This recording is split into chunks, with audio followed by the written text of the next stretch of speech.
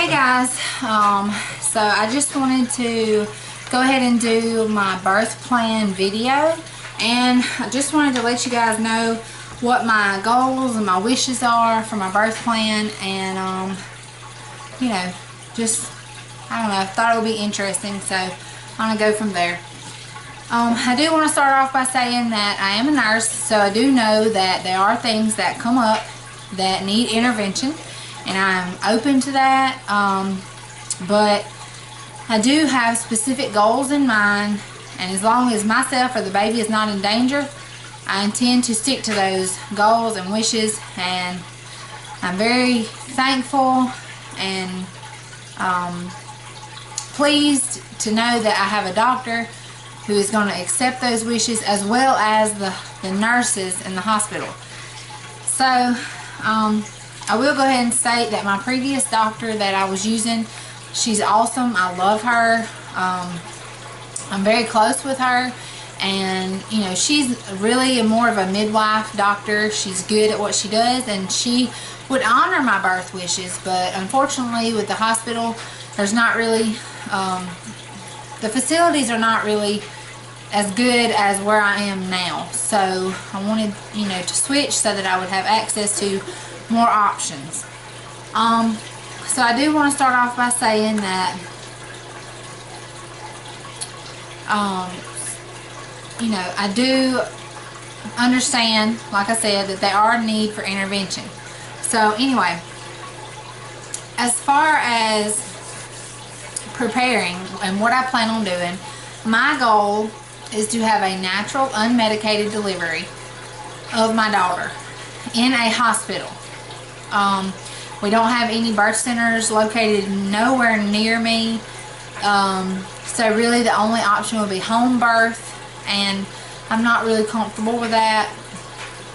That's probably the nurse in me, because I know that something can happen in an instant, and I would like to be in a hospital where, you know, you wouldn't have to take the time to be transferred and all that. That's just my opinion. There are hundreds and hundreds of successful home births every day, and that's awesome, but it's just my preference is to be in a hospital. So anyway, I have got, and I've mentioned these before in my videos, I've got 4 books that I've been reading. There's a hypnobirthing book.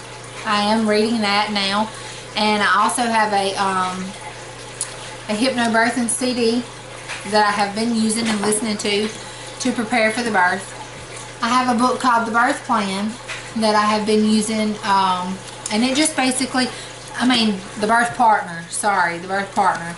This book just, I mean, it has so much information in it, different positions and things you can do, and massage, and just tons of information. It even has a section in here, like on emergency delivery, like if something happened and you were on the way to the hospital, or you didn't make it to the hospital or the car or anywhere else, and you had to deliver, you know, like your husband had to deliver the baby, or you had to deliver the baby by yourself, or whatever. It actually has a section in here that tells you exactly what you would need to do to have the baby, what, you know, how to tie the cord, or however, whatever you needed to do with the baby.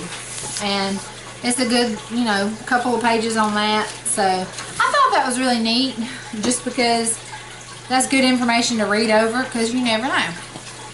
I also have a book called A Natural Hospital Birth, and I've been reading some in it, you know. And then I have this book, Anna's Guide to Childbirth. This book right here is so amazing. I mean, I'm almost finished with this book, and it's really, really good. I mean, Anna Gaskin is a world-renowned midwife,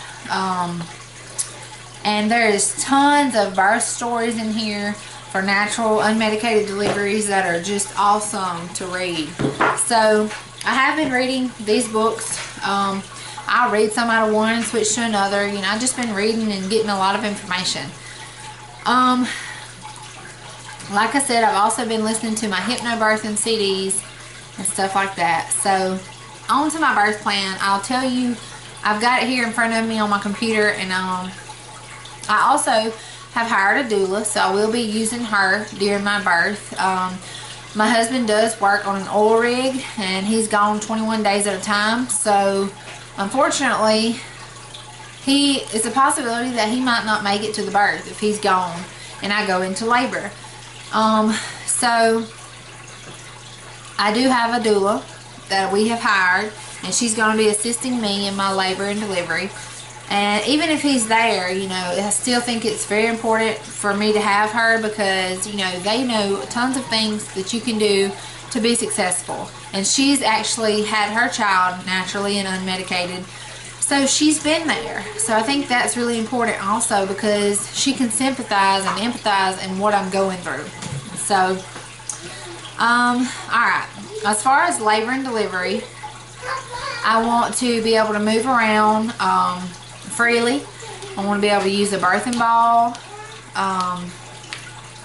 and be able to change positions as I want to, as you know, like I said. And all this comes down to a healthy baby and a healthy mama. That is the ultimate goal.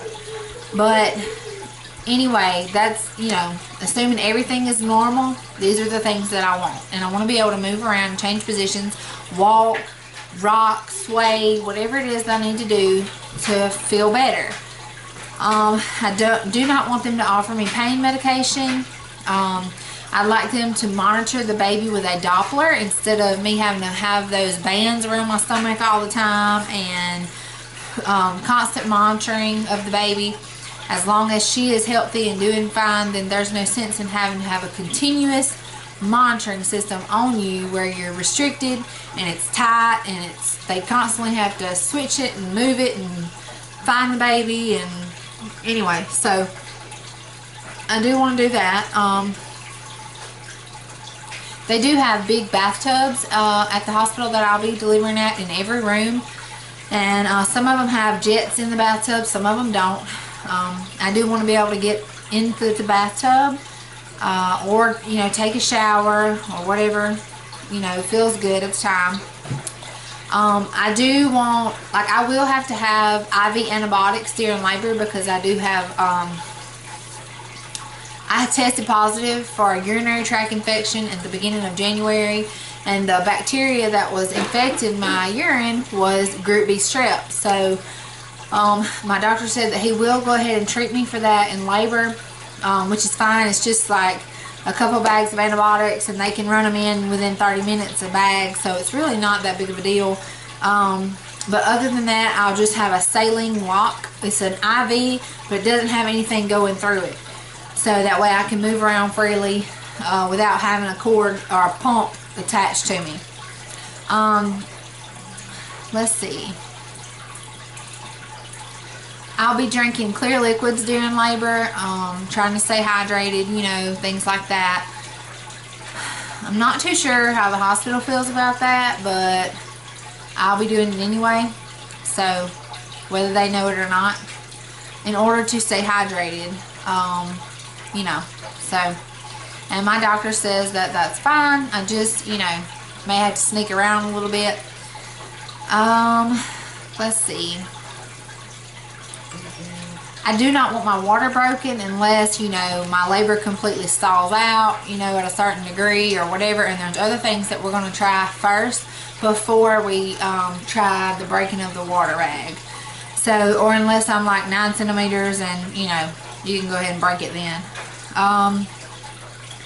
Let's see. I want my birth team present at all times, and that will be my husband, my doula, my mother, my mother-in-law, my aunt. They're all going to be there, and plus I'm sure I'll have other family members that's like not there in the room. So also vaginal exams. I'm not going to be checked every hour or whatever, you know. If I feel like I've progressed a lot or whatever, then, you know, I'll request to be checked. But I don't want to be checked a lot because of the group B, and, you know, and especially if my water has been broken, because I don't want to run the risk of infection and them having to hurry the labor up or anything like that if it's slow. So I just want to have minimal vaginal exams. I want to be able to progress with my labor without a time limit, no artificial inductions or anything like that. Like I said, if my labor stalls out, there's things that me and the doula will do and try in order to get it going again. The main thing is relaxation. You know, if you're tensed up, then your uterus is a muscle, so it's going to be tense and it cannot open and dilate. Your cervix can't open like it's supposed to. So anyway, I do not want to have a routine episiotomy. I did not have to have one with my son. I did tear with him, but it was just a small tear, and I think that I don't think that a woman should have to be cut on unless the doctor sees that she is going to tear severely, and then you can have what's called a pressure episiotomy, and that's what I'd rather have. Let's see. I want it to be quiet and calm. I want to be able to, when it comes time for me, you know, sometimes even though you are 10 centimeters dilated and they say, okay, you're ready to push, sometimes your body, you know, you're not ready to push right then. Sometimes your baby still needs to come down a little bit for you to feel that urge to push. And so I want to be able to push on instinct. I do not want to be coached of when and how to push, because your body already knows that.